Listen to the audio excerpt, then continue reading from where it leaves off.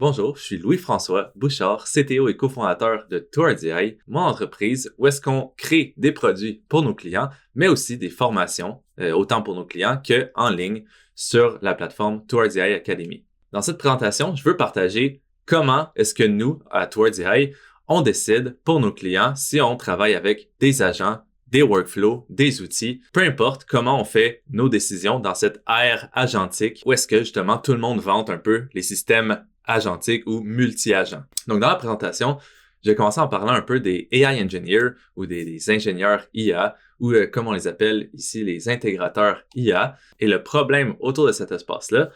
Et ensuite, je vais parler de cette ère agentique, des workflows, des agents, quand les utiliser, quand choisir lequel. Et à la fin, je vais partager une petite cheat sheet gratuite. Donc, une feuille, mais en fait, c'est environ 4 pages de documentation de comment choisir les workflows, les agents et tout, qui donne un peu plus de détails que la présentation actuelle. Et finalement, je vais parler rapidement de la plateforme de TowardsAI, quoique pour le moment, les cours sont seulement en anglais. Donc, je vais garder ça très bref. On peut maintenant plonger directement dans le sujet. Donc, les AI engineers, c'est quoi? Ou les ingénieurs IA, mais c'est un nouveau rôle entre ce qu'on appelait les ML engineers et les développeurs full stack. Donc, c'est pas ceux qui vont entraîner les grands modèles de langue comme chez OpenAI, chez Google et toutes ces grosses entreprises-là. C'est plutôt ceux qui vont les intégrer dans les applications existantes, qui vont créer les outils autour de ça, l'infrastructure, les agents, qui vont coupler et faire fonctionner ces systèmes, ces modèles de langue à l'intérieur des applications. Et donc, ils vont vraiment focuser sur les faire fonctionner et non les entraîner, les créer. Et le but, c'est vraiment d'amener de la valeur avec les décisions architecturales qui vont balancer le coût, la latence et la qualité des réponses. Mais il y a un problème.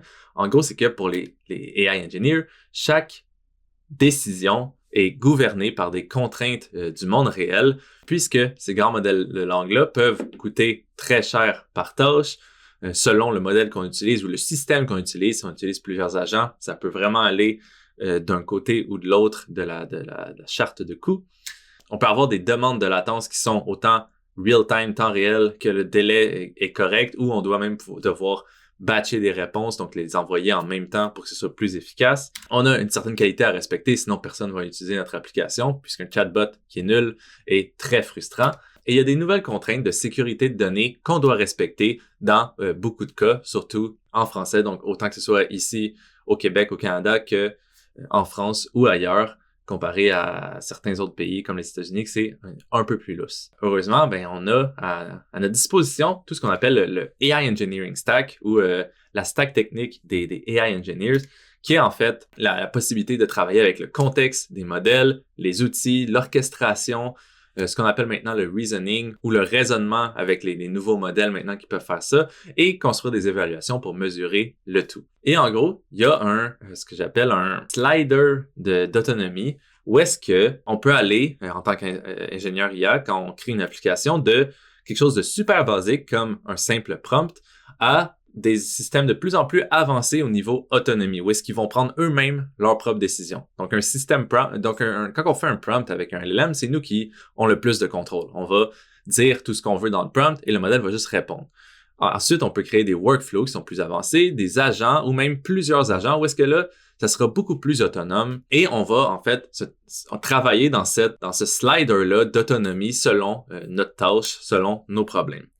Et je veux juste vraiment souligner que la plupart des produits, en fait, vont s'arrêter au workflow. On n'aura pas besoin d'agents ou encore moins de plusieurs agents. Ça ajoute beaucoup de risques pour souvent des avantages qui sont assez négligeables ou même que plus d'inconvénients que d'avantages. Et comme on sait, 2025, c'était l'année des agents. Tout le monde en parlait, tous les CEO de toutes les entreprises. Ça va être la même chose en 2026. Plus on démocratise les modèles de langue, plus les ingénieurs IA peuvent construire autour, construire des librairies, construire tout ce qui fait que on peut améliorer un modèle de langue. Et justement, ça amène au prochain point où est-ce que pourquoi les agents sont populaires? C'est parce que un modèle de langue, c'est pas assez. Ça reçoit du texte, ça génère du texte. Comme on a vu dans mes autres vidéos, c'est juste des tokens, token in, token out. Ça comprend pas assez, ça peut pas agir dans le monde réel, ça fait juste gérer des tokens et générer des tokens. Donc, on veut idéalement l'augmenter, que ce soit avec ce qu'on appelle de la récupération, donc ajouter des données ou ajouter des outils ou ajouter de la mémoire à des outils pour qu'ils puissent agir dans le monde réel, donc utiliser des fonctions, des calculatrices, peu importe quoi, et la mémoire pour qu'ils puissent interagir avec un utilisateur au fil du temps versus juste une seule interaction parce que ça n'a pas de mémoire de discussion. Il faut intégrer tout ça dans notre application. Mais ça, c'est pas un agent. C'est souvent juste un workflow aussi avancé que possible avec différentes conditions d'exécution, des boucles, des fonctions utilisées, etc. Mais ça reste un workflow. Puis un workflow peut être super complexe. On peut avoir ce qu'on appelle du chaining, donc enchaîner les appels LLM un après l'autre selon certaines conditions. On peut avoir ce qu'on appelle un routeur ou un orchestrateur qui va choisir quel LLM utiliser ou quel prompt utiliser selon le cas, relativement dynamiquement. Si on veut, par exemple, utiliser un plus petit modèle, faire une autre tâche qui n'utilise pas des LLM ou utiliser un modèle fine-tune, donc réentraîné, qui est plus spécifique pour une tâche. On peut aussi faire tout ça en parallèle pour que ce soit plus efficace ou encore qu'il y ait des meilleurs résultats, ce qu'on appelle le vote par majorité, où est-ce que, par exemple, on envoie la même question à plusieurs LLM, on va ensuite prendre toutes ces réponses-là dans un agrégateur qui est un autre LLM qui va formuler la réponse finale selon toutes ces réponses-là partielles et donc avoir ultimement une meilleure réponse. On peut même ajouter des boucles.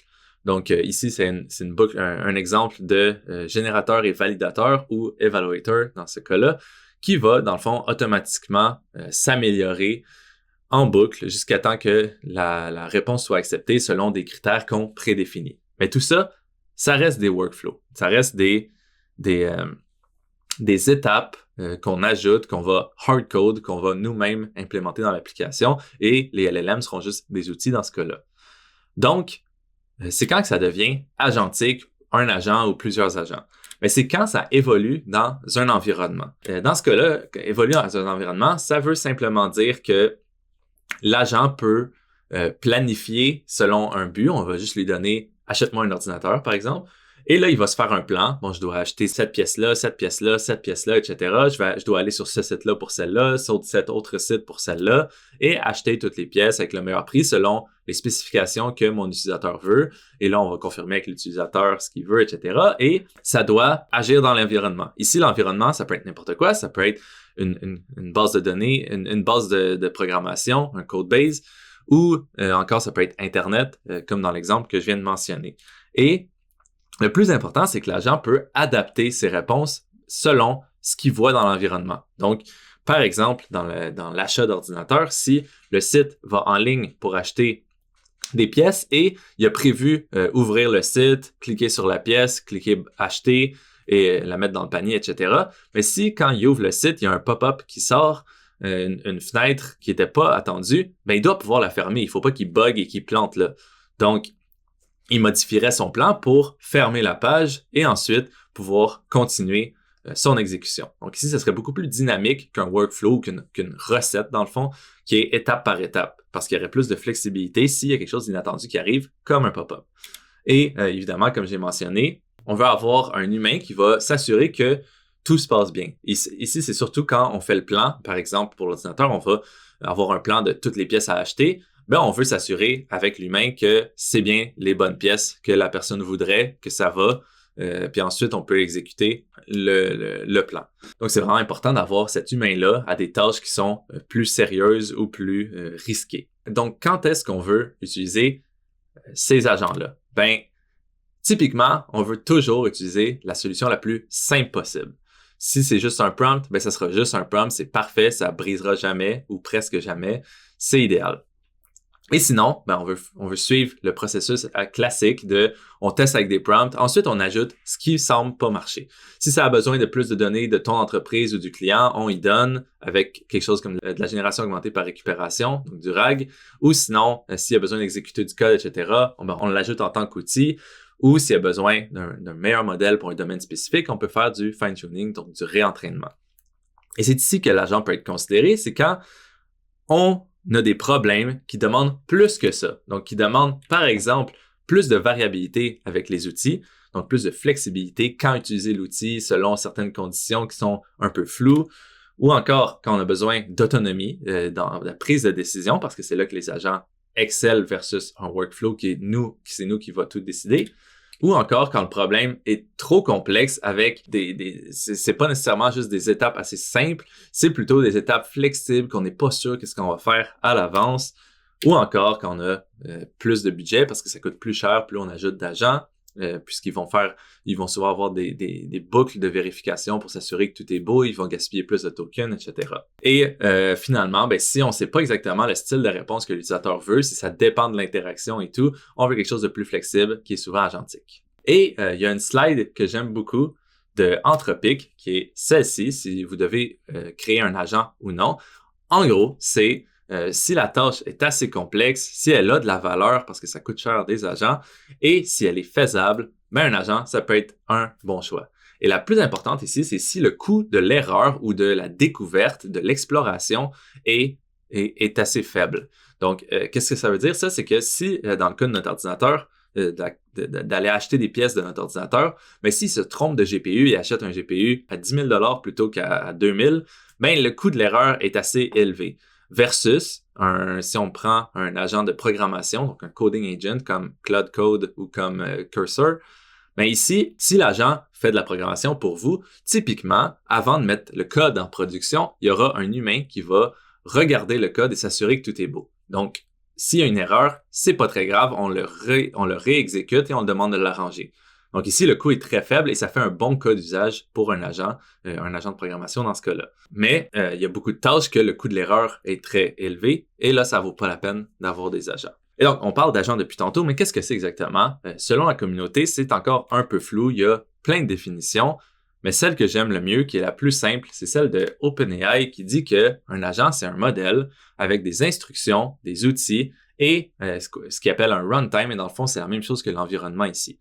Donc, un agent, ça serait un modèle, peu importe quel, de OpenAI, Google, Anthropic. C'est tous des modèles qui sont très comparables maintenant. Ils sont tous hyper puissants. Il y en a qui sont meilleurs pour certaines tâches que pour d'autres, mais en gros, ils sont très similaires. Et l'environnement, ça dépend de l'application. Mais nous, en tant qu'ingénieurs IA, ce qu'on a le plus de contrôle et ce qu'on peut le plus apporter de la valeur, c'est dans les instructions et dans les outils. Sauf que ça cause un problème parce que tout ça, toutes les instructions et tous les outils restent dans le même espace qu'on appelle le context window ou la fenêtre de contexte qui est envoyée au modèle à chaque interaction. Et dans ce cas-là, ça peut être énorme parce que le contexte de l'agent peut être très large avec le système prompt, le prompt système et le prompt utilisateur. Donc, le prompt système ici, ça serait, par exemple, dans le cas de ChatGPT, d'être un assistant utile qui va répondre à des questions, mais qui va aussi pas se tenter dans des terrains un peu dangereux. Et le user prompt, le prompt utilisateur, ça serait juste la question actuelle de l'utilisateur. Il y aura aussi toute la définition, ce qu'on appelle le schéma des outils.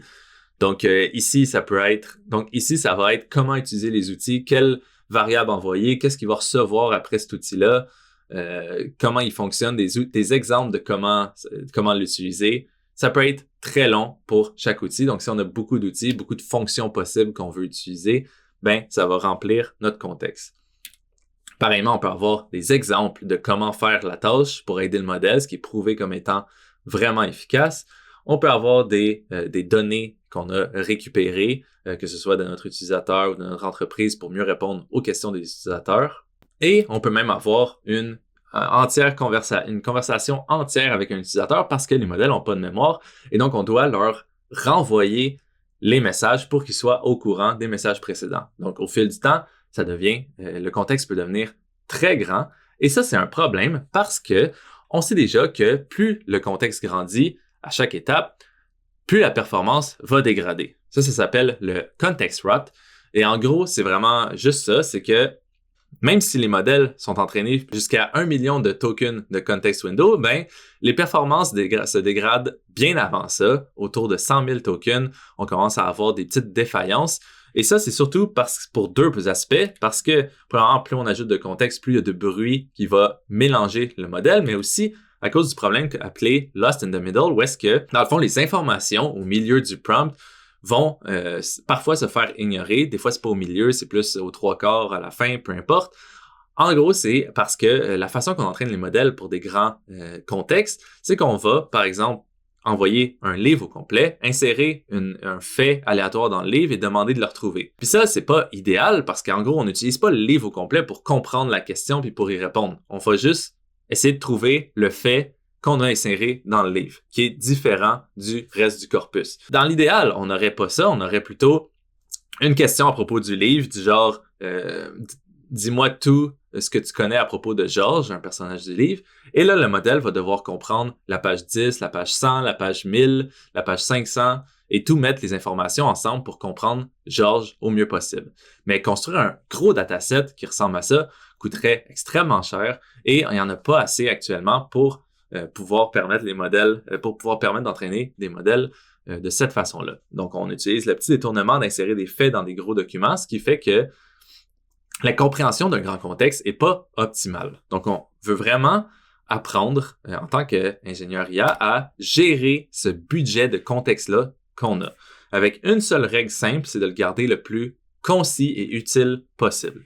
Puis il y a beaucoup de techniques qui existent pour faire en sorte que, lors d'une discussion avec un chatbot, on réduit le contexte au fur et à mesure, que ce soit avec ce qu'on appelle du trimming ou de faire des résumés, summarization, ou avoir de la récupération sélective, où est-ce qu'on va reconstruire le contexte étape par étape selon les besoins actuels de la discussion, ce qui sont tous des bonnes options, mais ici dans la présentation, je vais focuser avec la dernière option, qui est une option très intéressante, mais aussi assez complexe à intégrer, qui est de déléguer du contexte à autant des outils externes que d'autres agents, et avec chacun leur propre contexte, et donc notre agent principal a moins de contexte à gérer lui-même. Et ça mène à une question, quand est-ce qu'il faut utiliser chacun? Puis la chose la plus importante, c'est qu'on n'a pas nécessairement besoin d'utiliser juste une de ces options-là. Il y a des workflows, il y a des agents, il y a des outils, il y a plusieurs agents, multi-agent systems. On les utilise souvent de façon interchangeable. On peut avoir un workflow qui a des agents à l'intérieur. Et malheureusement, toutes ces options-là aussi mènent à une confusion qui crée des systèmes qui sont trop complexes pour rien et qui vont faire en sorte, et surtout avec le hype ou le battage médiatique récent, où est-ce que tout le monde veut faire des agents, tout le monde veut avoir un multi-agent system. Dans ce cas-là, si on choisit ce multi-agent system-là, on aura des problèmes assez tôt dans le développement parce que les coûts seront beaucoup plus élevés, il y aura plus de latence, ce sera plus compliqué à maintenir et à débugger. Parce que maintenir plusieurs agents qui communiquent ensemble, évidemment, c'est plus complexe parce qu'il y a des données qui sont échangées, il y a plus de blocs de code qui sont interreliés, etc. Et donc, la chose la plus importante à faire quand on crée un produit basé sur l'IA, c'est vraiment de mieux comprendre notre problème et la solution qui va régler ce problème-là en ayant vraiment un bon modèle mental de qu'est-ce qu'il faut faire et quand le faire. C'est ça que j'essaie d'amener aussi un peu dans cette talk-là et dans nos cours avec Towards AI et dans la petite cheat sheet que je vais partager à la fin. Donc, premièrement, il faut vraiment comprendre la différence entre workflow et agent. C'est assez simple. Dans le fond, la différence clé, c'est vraiment qui contrôle le flow d'exécution, donc les étapes d'exécution. Dans le cas du workflow, c'est nous, l'utilisateur, le programmeur, qui vont définir chaque étape et leur ordre. Ça sera toujours les mêmes, toujours identiques. Tandis que pour les agents, là, il y aura plus d'autonomie qui sera amenée à l'agent. C'est le modèle lui-même ou l'agent qui va décider quoi faire étape par étape, et ça sera tous décidé par un but qu'on lui envoie, pas par une liste de tâches à faire qui sera exécutée. Donc lui, on lui envoie un but, il va lui-même se planifier les étapes et les exécuter. Et en règle générale, si, comme une recette de cuisine, si on peut énumérer chaque étape une à la fois, il s'agit définitivement d'un workflow et pas d'un agent. Ce ne sera pas un système agentique si on peut facilement énumérer chaque étape à faire. Ensuite, après les workflows et les agents, il y a aussi les outils qui sont des fonctionnalités ajoutées au système, pas de l'intelligence ajoutée nécessairement, et ça peut leur permettre d'utiliser d'autres choses comme des API, des bases de données, des validateurs qui vont valider justement si leurs générations sont bonnes, une calculatrice, peu importe, ça va aider les modèles de langue à créer d'autres choses que juste des tokens. Et dans le cas des workflows, ces outils-là, c'est vraiment juste des outils. C'est des fonctions qu'on va ajouter nous-mêmes et que oui, les modèles peuvent utiliser, mais en gros, c'est nous qui décident quand ils vont les utiliser. Tandis que quand on a des agents, ben c'est eux qui prendront la décision. C'est eux qui vont décider quel outil utiliser et quand les utiliser.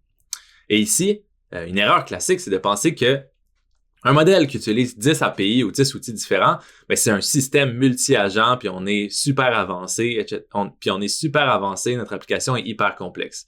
Alors qu'en fait, c'est vraiment juste une série de programmation fixe avec 10 fonctions et il y a un LLM qui utilise ces fonctions-là. Ça peut être hyper simple et même si ces outils-là utilisent des LLM, ça peut rester des outils. Ça dépend vraiment de comment on implémente ça puis ce qu'on fait avec ça. Donc, comment est-ce qu'on commence? Qu'est-ce qu'on fait? Ben, comme j'ai dit, il y a plusieurs possibilités. Il y a les workflows, les agents, plusieurs agents ou une combinaison de chacun qui est déterminé par comment nous, on veut créer notre application, si on veut que ce soit complexe ou non, si on veut pouvoir scaler ça facilement ou non, si les coûts doivent être réduits ou on peut se permettre un peu plus de coûts, si ça doit être flexible ou non, etc. Et on évolue dans le spectrum que j'ai parlé, dans le slider que j'ai parlé au début, qui est dans le fond en ordre de complexité où est-ce qu'on commence avec des prompts, on évolue en workflow, on ajoute des outils, on va ajouter des agents si on a besoin, un agent, plusieurs agents, etc. Puis on veut vraiment aller d'étape en étape vers le bas, seulement quand c'est nécessaire, seulement quand le système brise puis on a besoin d'aller plus loin. Parce que aller à chacune de ces étapes plus bas, mais ça a vraiment un coût réel. Ça va utiliser plus de tokens, ça va avoir plus de latence, il y aura plus de possibilités d'erreurs, ça va être plus difficile à débugger, à maintenir. Bref, ça ajoute vraiment beaucoup de complexité d'aller plus bas dans ces étapes-là de workflow, d'agents, de plusieurs agents. Et évidemment, le meilleur système, c'est pas le plus intelligent ou le plus agentique, on s'en fout, c'est celui qui fonctionne le mieux et qui fonctionne tout le temps. Donc, quand est-ce qu'on veut choisir chacun de ces systèmes-là? Pour les workflows, c'est idéal quand, comme j'ai dit, les étapes sont connues d'avance et sont stables. Le processus va être quasiment toujours le même, l'ordre va pas changer, puis il y aura pas une modification de l'ordre selon ce que l'agent, dans ce cas-là, il n'y en aura pas, découvrirait à chaque étape. Ça sera toujours très simple, étape par étape, comme une recette de cuisine. Et pourquoi les workflows, c'est idéal dans ce cas-là? C'est parce qu'on peut prédire ce qui va arriver facilement. Ils sont pas chers à utiliser. Ils sont faciles à tester, à débugger. Ils sont vraiment plus pratiques dans ce cas-là. Et par exemple, un workflow peut ressembler à un support qui va toujours avoir les mêmes étapes, qui va recevoir un ticket, qui va le classifier selon la demande de l'utilisateur, il va l'envoyer à la bonne équipe, il va peut-être générer un brouillon de réponse, la valider autour des polices d'assurance, etc. qu'ils ont, et l'envoyer à l'utilisateur potentiellement. Et ici, les points importants, c'est que chacune de ces étapes-là sont toujours dans le même ordre et même si certaines étapes peuvent utiliser des LLM comme de générer le brouillon de réponse, l'ordre va jamais changer, la demande va jamais changer, il n'y a pas besoin de flexibilité vraiment. C'est assez simple, toujours ces 6 étapes-là. Et ici, si on remplaçait ça par un agent, on serait plus flexible, on pourrait faire différentes choses, mais on n'a pas besoin. Fait que ça sert un peu à rien. Puis ensuite, on ajoute de la complexité et du randomness, de l'aléatoire pour aucune raison, ce qui va juste potentiellement créer des erreurs pour aucune raison, justement. Donc, si c'est pas bon dans ce cas-là, quand est-ce qu'on peut utiliser un agent? C'est assez simple, c'est vraiment quand la prochaine étape dépend de ce que l'agent va découvrir. Puisque ça évolue dans l'environnement, ça utilise des fonctions, etc. Si on n'est pas sûr de ce qu'un API va retourner ou de ce qui va arriver quand ça va chercher sur Internet, un agent, c'est vraiment utile ici parce qu'on aura besoin d'une vraie compréhension de ce qui est retourné. Pareillement, si on a besoin de clarification par moment ou qu'on doit réessayer certaines étapes, là ici, un agent va faire ça de façon beaucoup plus autonome et sera plus puissant dans ce cas-là. Parce que ce qu'ils font bien, c'est vraiment d'avoir un seul but global et résoudre ce but-là sans avoir des étapes prédéfinies d'avance. Ils vont être plus dynamiques, ils vont s'adapter selon les résultats et les agences en fonctionnent le mieux quand justement les étapes sont vraiment proches les unes des autres. Et évidemment, les agents fonctionnent le mieux quand les étapes sont très similaires les unes des autres, puis on a besoin d'avoir le même contexte à chacune de ces étapes-là, que les étapes sont aussi séquentielles, donc on les exécute pas en parallèle, comme j'ai écrit ici, et quand le budget ou la latence est importante et cruciale parce que plus on ajoute d'agents, plus il y aura de budget et de latence élevé. J'ai également un vrai exemple ici juste pour concrétiser un peu tout ça. On a créé un assistant marketing qui génère du contenu justement marketing pour une plateforme de CRM avec qui on travaillait, qui eux, dans leur cas, voulaient vraiment un système multi-agents avec des agents qui font un peu tout. Donc, un orchestrateur, plusieurs agents de génération de contenu selon si c'est des emails ou des SMS ou une notification sur le téléphone. Ils voulaient un agent pour la sécurité, un agent pour la validation, etc. Alors, sur papier, ça sonne vraiment cool, puis ça va sûrement lever plus d'argent si on demande des investisseurs.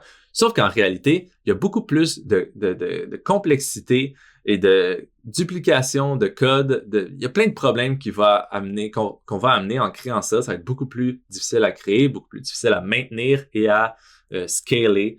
Donc, à amener au prochain niveau. Et évidemment, on s'en doutait. Donc, ce qu'on a fait, c'est plutôt étudier c'est quoi que eux voulaient faire. Donc, on leur a demandé toutes les étapes et tout ce qu'ils voulaient que le chatbot fasse. Et ce qu'on a découvert, c'est que les étapes étaient vraiment séquentielles. C'était vraiment souvent les mêmes ou très, très similaires.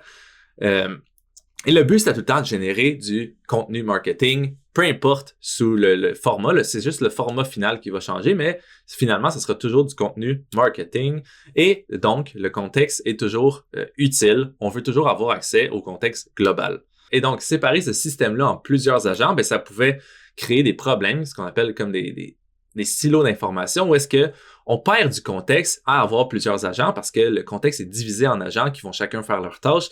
Donc, on peut perdre l'information qui peut être mal gérée. On peut envoyer des erreurs d'un modèle à l'autre selon l'exécution des outils qui a été mal fait, etc.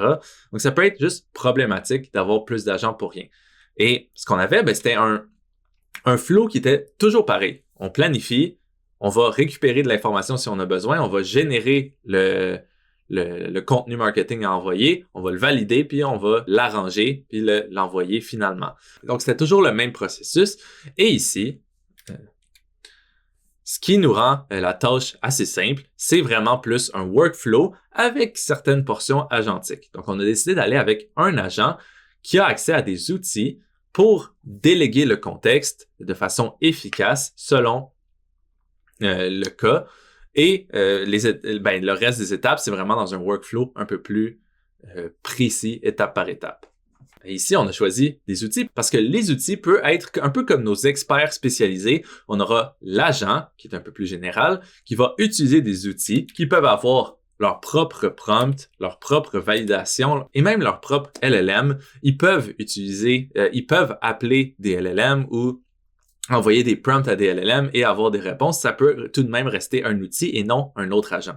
Et par exemple, les outils que nous, on a créés, c'est un outil de validation pour savoir si tout est correct, un outil de personnalisation selon le style que l'utilisateur voulait et un outil pour chacun des types de contenu marketing, que ce soit SMS, email, notification d'application, etc. L'agent va juste appeler cet outil-là, envoyer le contexte nécessaire, retourner, et l'outil va juste retourner le post SMS à envoyer.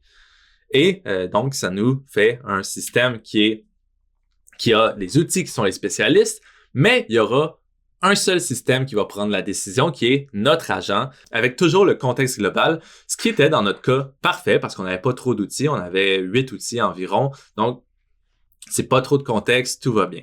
Et donc, quand est-ce que ça commence à aller mal?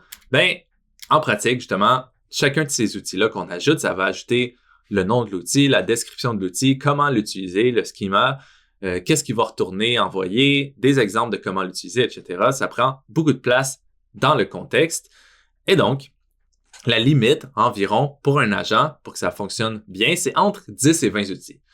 Quand on en a plus, le budget de contexte qu'on a va être vraiment consommé par ces outils-là. Et on ne peut pas réduire l'historique du modèle des échanges passés avec l'utilisateur parce que le contexte est pris par les outils. On ne peut pas enlever des outils selon certaines applications, quoique il y a des techniques pour faire ça. Mais en gros, typiquement, c'est compliqué si on a juste un seul agent et ça va mener à du context rot qu'on a parlé précédemment.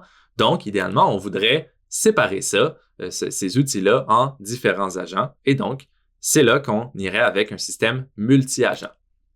Et dans ce cas-là, un système multi-agent, justement, ça fait du sens quand on a trop de contexte, comme on a dit, à cause des outils, quand le contexte endommage les performances qu'on va mesurer avec nos évaluations. Mais il peut y avoir d'autres raisons, comme quand on a besoin d'exécuter des tâches en parallèle, ou encore si on a besoin d'être plus modulaire, ou réutiliser des composants entre plusieurs agents, plusieurs tâches, ou encore si on a des règles claires qu'un agent doit être dans un serveur spécifique pour des raisons de sécurité de données, puis un autre agent doit être local, etc. Donc, que ce soit sécurité ou pour les données, pour peu importe la raison. Et j'ai un dernier exemple final qu'on a construit qui nécessitait plusieurs agents.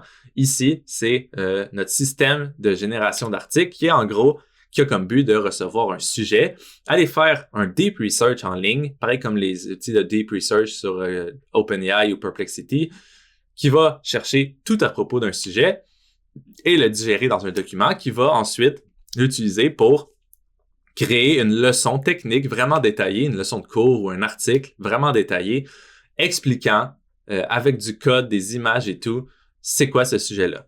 Par exemple, si notre recherche est à propos du RAG, de la génération augmentée par récupération, notre système va devoir chercher à propos des vector databases, des bases de données vectorielles, du keyword search, des façons de faire du filtering, de comparer des différentes vecteurs, des différentes bases de données vectorielles, etc. Donc, cette recherche-là est très exploratoire et dynamique. Il doit aller chercher sur un sujet, ensuite se découvrir qu'il doit apprendre un peu plus sur différents sujets. Il va exécuter plusieurs recherches, ça peut être en parallèle pour être plus efficace, etc. Et ensuite, une fois que cette recherche-là est faite, on l'envoie on veut écrire l'article. Et ici, c'est un peu différent, mais en fait, on veut surtout contraindre notre écrivain ou notre LLM pour que ce soit un peu plus déterministique puis un peu plus contrôlé. Parce qu'en gros, les modèles on sait déjà qu'ils peuvent écrire super bien, sauf qu'il y a souvent ce qu'on appelle du AI slop, qui est dans le fond tous les mots un peu redondants qui semblent générer. En anglais, il y en a beaucoup. Il y a Delvin, il y a tous les mots un peu exagérés qu'on voit très souvent. Et on veut aussi le contraindre sur notre writing style, donc notre façon d'écrire. Ensuite, on veut le faire générer des images et des blocs de code dans nos leçons techniques pour faire en sorte que les personnes apprennent à propos de cette application-là, apprennent comment intégrer cette technique-là, etc. Mais les blocs de code de programmation et les images doivent être utiles pour la compréhension. Ça ne doit pas être n'importe quoi. Donc, on veut surtout le contraindre.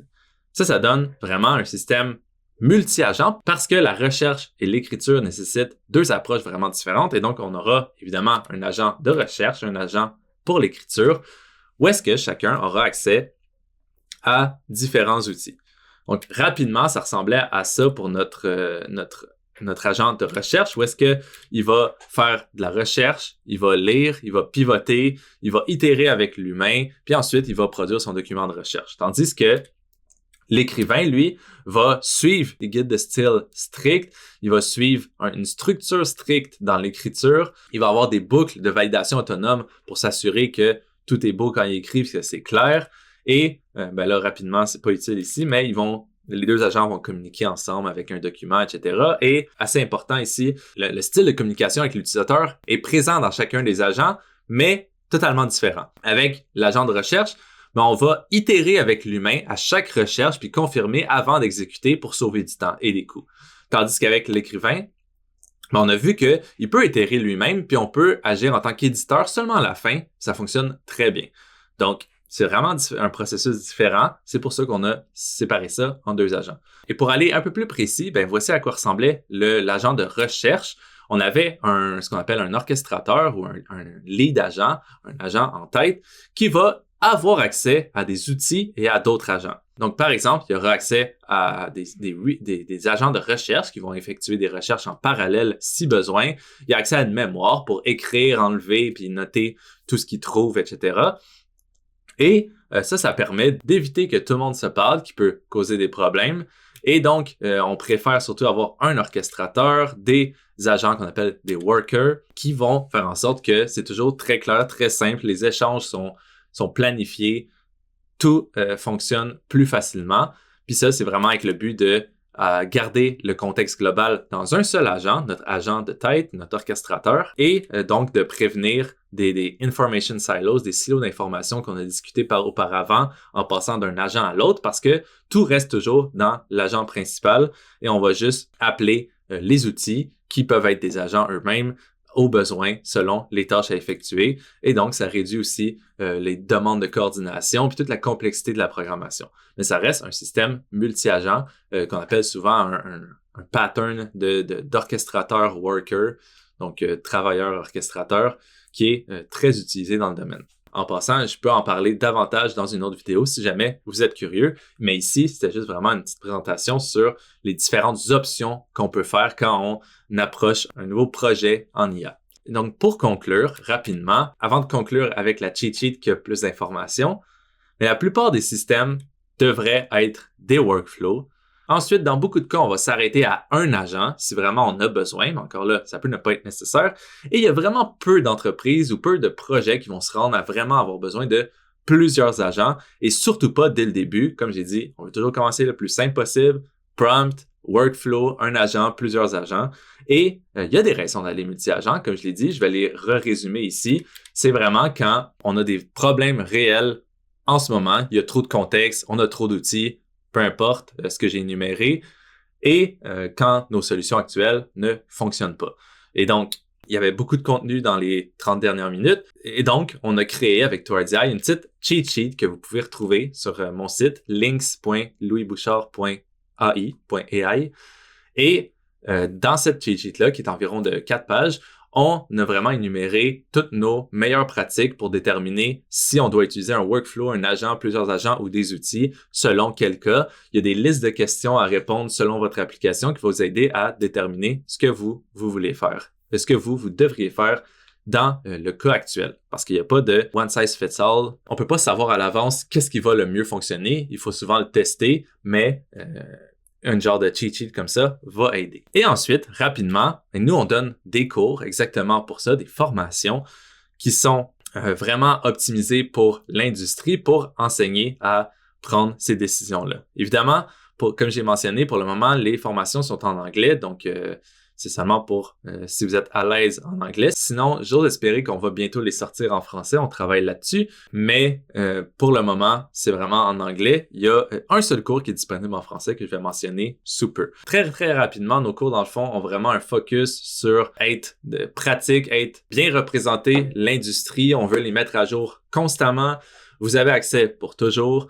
Il y a un certificat à la fin quand vous complétez le cours et c'est des cours en ligne que vous pouvez faire à votre rythme. Pareillement, nos cours sont tous assez similaires. Il y aura des leçons écrites, des leçons de programmation, des leçons vidéo et un projet réel à faire que vous allez déployer et tout, qui est vraiment optimisé sur apprendre en faisant et avec des projets qui ressemblent le plus possible au monde réel. On a également deux types de cours différents. Il y a les types pour AI Engineer, donc comme la présentation ici, de pouvoir construire autour des LLM, mais il y a aussi l'option de prendre un cours pour apprendre à mieux utiliser les modèles d'IA qu'on a sur la plateforme de TowardsAI, donc le TowardsAI Academy. Ici, je vais mettre l'emphase sur les AI Engineers parce que la présentation était surtout pour ça.